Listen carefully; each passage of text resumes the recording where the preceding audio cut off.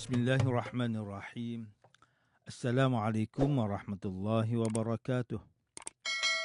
Innal hamdalillah nahmaduhu wa nasta'inuhu wa nastaghfiruh wa na'udzu billahi min shururi anfusina wa min sayyiati a'malina. May yahdihillahu fala mudilla lahu wa man yudlil fala hadiya lahu. Asyhadu an la ilaha illallah wahdahu la syarika lahu wa asyhadu anna Muhammadan 'abduhu wa rasuluh. Allahumma salli wa sallim ala sayyidina Muhammad wa ala alihi wa ashabihi wa tabi'in wa man tabi'ahum bi ihsanin ila yaumiddin. A'udzu billahi minasyaitonir rajim. Ya ayyuhalladzina amanu taqullaha haqqa tuqatih wa la tamutunna illa wa antum muslimun. Amma ba'd. Yang berusaha Tuan Haji Ahmad Nazri Muhammad Yusof selaku penerbit rancangan tafsir Al-Quran dan seterusnya, sidang pendengar yang dirahmati Allah Subhanahu wa taala. Alhamdulillah, pertamanya malah kita bersama-sama merafakkan setinggi kesyukuran kehadrat Allah Subhanahu wa taala di atas segala nikmat, kurniaan dan rezekinya yang tidak ternilai. Selawat dan salam ke atas junjungan besar Nabi Muhammad sallallahu alaihi wasallam, ahli keluarga baginda dan para sahabatnya yang tercinta. Tuan-tuan, puan-puan, para pendengar yang dimuliakan, bersama saya Profesor Dr. Muhammad Najib bin Abdul Kadir, Pusat Kajian Al-Quran dan As-Sunnah, Fakulti Pengajian Islam, Universiti Kebangsaan Malaysia. Pada hari ini kita akan menyambung kembali rancangan tafsir Al-Quran bagi siri ke-5, insya-Allah. Pada kali ini kita akan membincangkan mengenai pentafsiran ayat yang ke-6 surah Hud. A'udzu billahi minasyaitonir rajim. Bismillahirrahmanirrahim. وَمَا مِن دَابَّةٍ فِي الْأَرْضِ إِلَّا عَلَى اللَّهِ رِزْقُهَا وَيَعْلَمُ مُسْتَقَرَّهَا وَمُسْتَوْدَعَهَا كُلٌّ فِي كِتَابٍ مُبِينٍ. Dan tiadalah sesuatu pun dari makhluk yang bergerak di bumi, melainkan Allah jualah yang menanggung rezekinya dan mengetahui tempat kediamannya dan tempat ia disimpan. Semuanya itu tersurat di dalam kitab Lauh Mahfuz yang nyata kepada malaikat yang berkenaan. Sidang pendengar yang dirahmati Allah, Profesor Dr. Muhammad Quraisy Shihab melalui kitabnya Tafsir Al-Misbah menyatakan bahawa perkataan dabbatin diambil dari perkataan akarnya dabba yadubbu yang bermaksud bergerak dan merangkak. Perkataan ini biasanya digunakan untuk binatang, namun makna dasarnya boleh juga meliputi dan digunakan untuk manusia. Dan memahami ayat ini dalam makna yang umum adalah lebih tepat berbanding mengkhususkan untuk binatang sahaja. Ayat ini menerangkan bahawa rezeki bagi setiap makhluk yang bergerak, iaitu dabbatin, itu sudah dijamin oleh Allah, namun menuntutnya untuk bergerak dan berusaha mencari rezeki itu, dengan erti kata lain, tidak duduk diam sahaja. Profesor Dr. Muhammad Quraisy Shihab menjelaskan makna rezeki dalam ayat ini bahawa rezeki itu terbahagi kepada dua jenis, iaitu rezeki yang baik dan rezeki yang tidak baik. Meskipun begitu, terdapat juga pandangan yang mengatakan bahawa rezeki itu adalah pemberian Allah yang bersifat halal dan segala yang haram itu tidak dinamakan rezeki. Namun pandangan ini ditolak oleh majoriti ulama.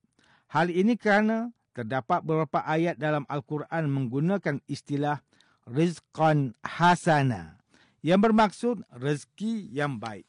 Istilah ini sebenarnya memberi isyarat kepada kita bahawa jika Al-Quran menggunakan istilah rezeki yang baik, maka sudah tentu ada istilah rezeki yang tidak baik.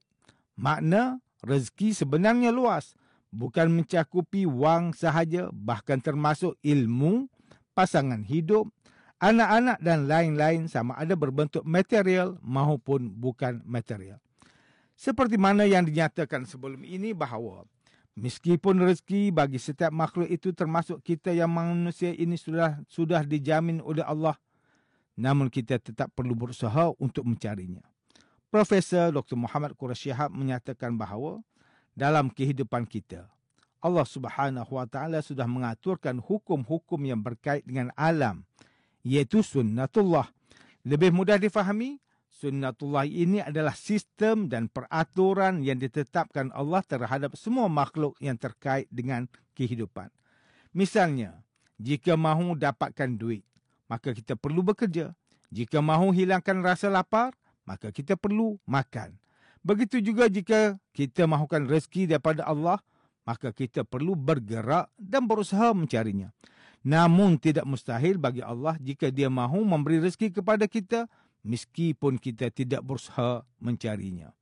Sidang pendengar yang dimuliakan, Profesor Dr. Haji Abdul Malik bin Abdul Karim Amrullah, atau lebih dikenali sebagai Hamka, melalui kitabnya Tafsir Al-Azhar, ketika mentafsirkan ayat ke-6 surah Hud ini menyatakan bahawa segala makhluk yang melata atau bergerak atas muka bumi ini tidak perlu rasa khawatir dengan kekurangan rezeki, kerana Allah sudah menyediakan bagi setiap makhluknya dengan sangat teratur dan sistematik. Beliau mengertikan kalimah dabbatin sebagai melata, iaitu segala yang berjalan, merangkak, merayap serta menjalar. Jadi bermula dari sekalian manusia, binatang berkaki 4. Segala binatang berkaki banyak sehingga beratus-ratus kaki pun dikategorikan sebagai dabbatin. Pada ayat terjemahan berbunyi, Allah jualah yang menanggung rezekinya dan mengetahui tempat kediamannya dan tempat ia disimpan. Hamka menerangkan dalam tafsirnya bahawa Allah Subhanahu Wa Taala mengetahui di manakah makhluknya yang melata ini tinggal dan menetap, sama ada di darat maupun di lautan, sama ada di hutan maupun di padang belantara, sehinggalah tumbuh-tumbuhan sekalipun, maka Allah Subhanahu Wa Taala mengetahuinya. Hamka menerangkan penghujung ayat ini, iaitu semuanya itu tersurat di dalam kitab Lauh Mahfuz yang nyata kepada malaikat yang berkenaan, bahawa pembahagian rezeki, tempat lahir, tempat tinggal dan semua perkara yang berkaitan makhluknya itu sudah ada dalam catatan Allah Subhanahu Wa Taala. Menurutnya lagi, ini adalah tanda aturan pentadbiran Allah yang sangat teratur dalam menyusun kehidupan hambanya, sekaligus menjadikan ibrah buat manusia sebagai khalifah di atas muka bumi ini dalam mengatur dan menyusun kehidupan masing-masing. Sidang pendengar yang dimuliakan, Profesor Dr. Tengku Muhammad Hasbi As-Siddiqi menulis kitabnya Tafsir An-Nur, mentafsirkan ayat ke-6 surah Hud dengan menerangkan bahawa Allah memudahkan binatang mencari rezeki serta mengajarkan dengan memberi ilham kepada binatang akan usaha yang mendatangkan rezeki. Beliau memberi fokus makna dabbatin ini kepada binatang. Beliau mengatakan bahawa makna binatang ini merangkumi semua jenis binatang, sama ada dapat dilihat atau tidak, hidup di darat maupun di lautan, di celah-celah batu maupun hidup di angkasa yang tinggi.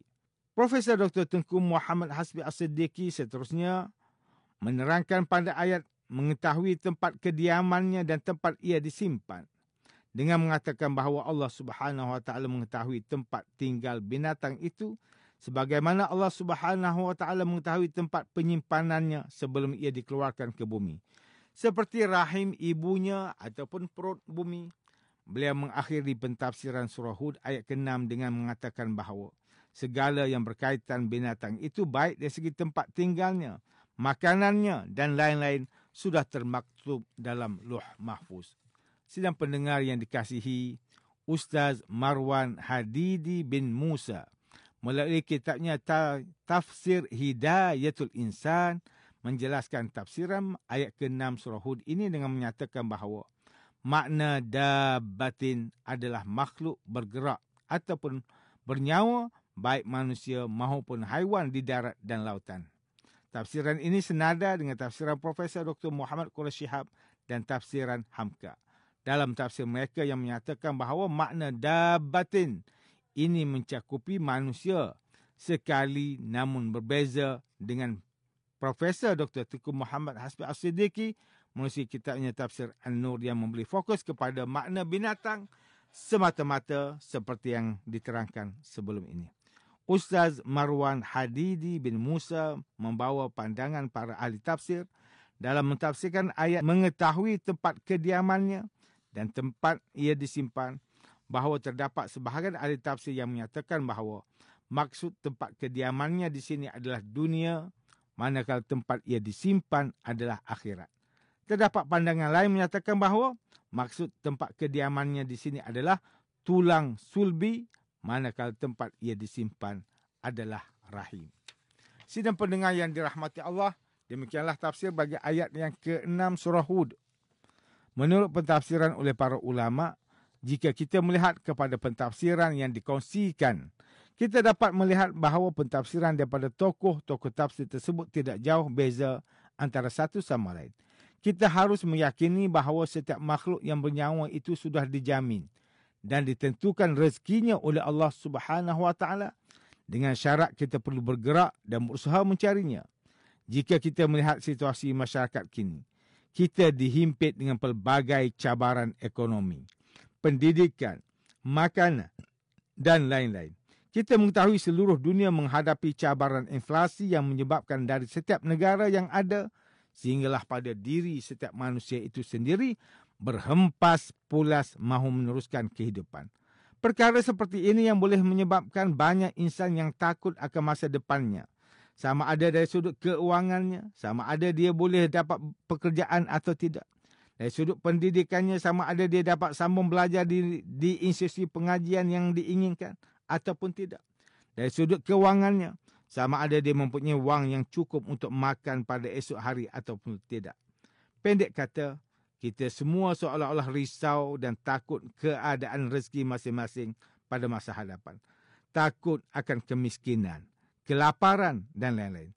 Sebenarnya, jika kerisauan ini berterusan, kita boleh menghadapi penyakit anxiety, iaitu sejenis perasaan bimbang, takut terhadap sesuatu yang boleh memberi ancaman.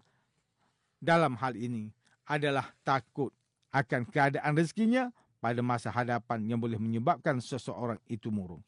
Ini adalah satu sifat yang didorong oleh hasutan syaitan untuk terus rasa takut dengan masa hadapan rezeki masing-masing. Meskipun ayat yang ke-6 surah Hud sudah menerangkan kepada kita bahawa setiap makhluk itu sudah dijamin rezekinya. Allah Subhanahu Wa Taala berfirman dalam surah Al-Baqarah ayat 268,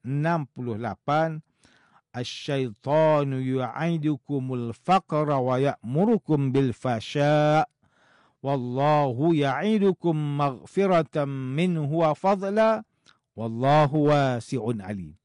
Syaitan itu menjanjikan dengan janji menakut-nakutkan kamu dengan kemiskinan dan kepapaan jika kamu bersedekah atau menderma, dan ia menyuruh kamu melakukan perbuatan yang keji, bersifat bakhil, kedekut, sedang Allah menjanjikan kamu dengan keampunan daripadanya serta kelebihan kurniaannya.